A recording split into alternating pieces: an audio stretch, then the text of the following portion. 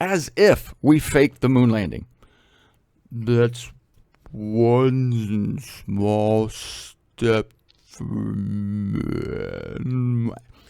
As if there was a gunman at the grassy knoll who shot Kennedy, even though nobody's ever found the guy.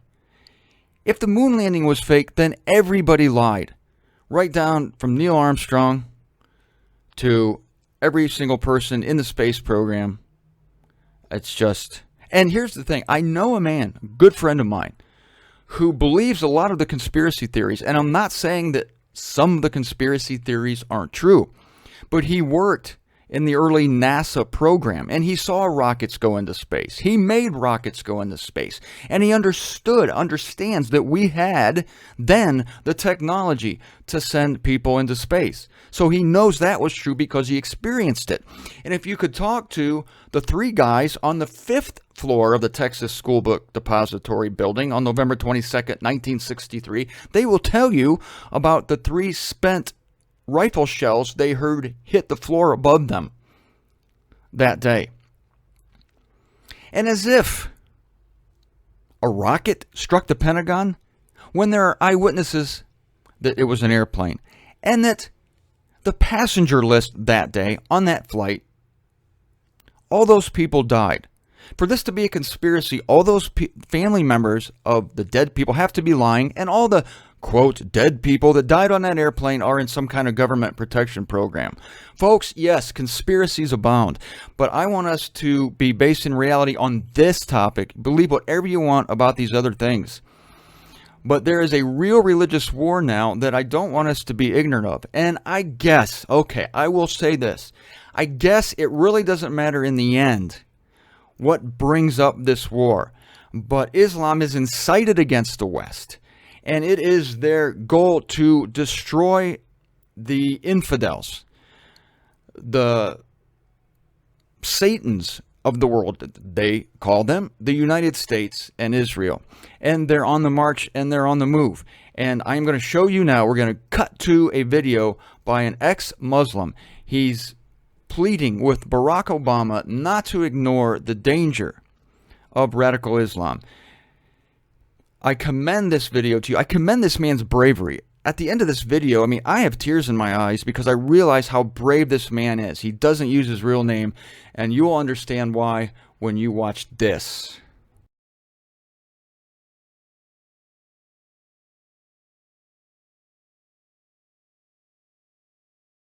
Dear Mr. President, with all due respect, sir, I must tell you that you are wrong about ISIL. You said ISIL speaks for no religion. I'm a former Muslim.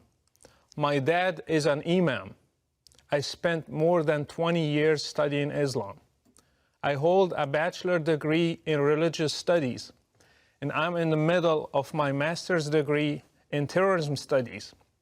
I can tell you with confidence that ISIL speaks for Islam. Allow me to correct you, Mr. President. ISIL is a Muslim organization. Its name stands for Islamic State.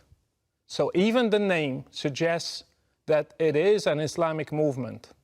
Their leader, Abu Bakr al-Baghdadi, holds a PhD in Islamic studies. I doubt you know Islam better than he does. He was a preacher and a religious leader in one of the local mosques in Baghdad. ISIL's 10,000 members are all Muslims. None of them are from any other religion. They come from different countries and have one common denominator, Islam. They are following Islam's Prophet Muhammad in every detail. They imitate him by growing their beards, shaving their mustaches, and in the way they dress. They follow his command in the Hadith to differentiate themselves from the infidels by wearing their watches on the right instead of the left hand. They implement Sharia in every piece of land they conquer. They pray 5 times a day. They have called for a caliphate, which is a central doctrine in Sunni Islam, and they are willing to die for their religion. They are following the steps of Islam's Prophet Muhammad to the letter. By the way, if you want to understand ISIL, read the oldest biography of Muhammad by Ibn Hisham. This is their model for action. You think that ISIL does not speak for Islam because they beheaded an American and they killed those whom they consider infidels.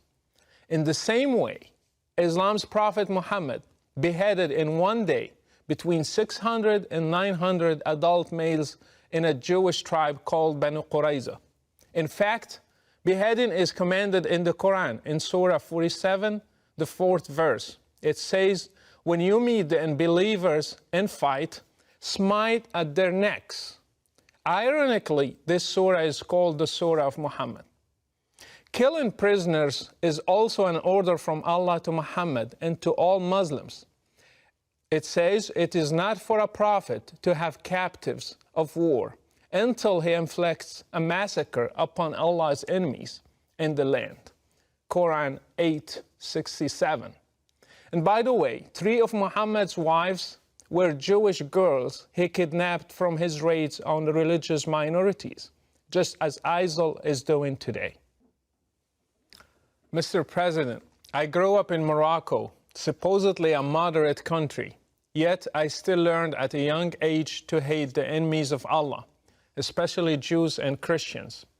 These are represented today by Israel and the West, especially the great Satan, America. I prayed 5 times a day, repeating Al-Fatiha, the first chapter in the Quran, asking Allah to lead me not in the way of those who went astray, and those who have the wrath of Allah upon them. We all knew that it is Jews and Christians. We have been brainwashed to hate all of you in our sacred texts, in our prayers, in our Friday sermons, in our educational systems. We were ready to join any group that one day would fight you and destroy you and make Islam the religion of the whole world, as the Quran says.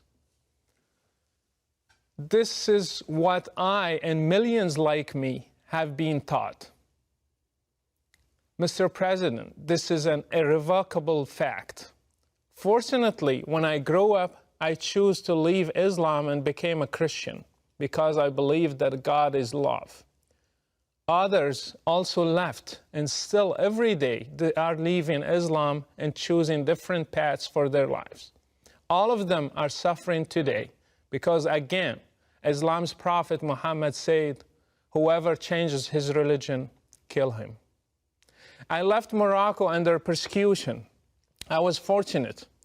Others throughout the Muslim world do not have the same opportunity. They are paying a heavy price in different ways in order to get their freedom one day. I ask you, Mr. President, to stop being politically correct, to call things by their names. ISIL, Al-Qaeda, Boko Haram, Al-Shabaab in Somalia, the Taliban, and their sister brand names are all made in Islam.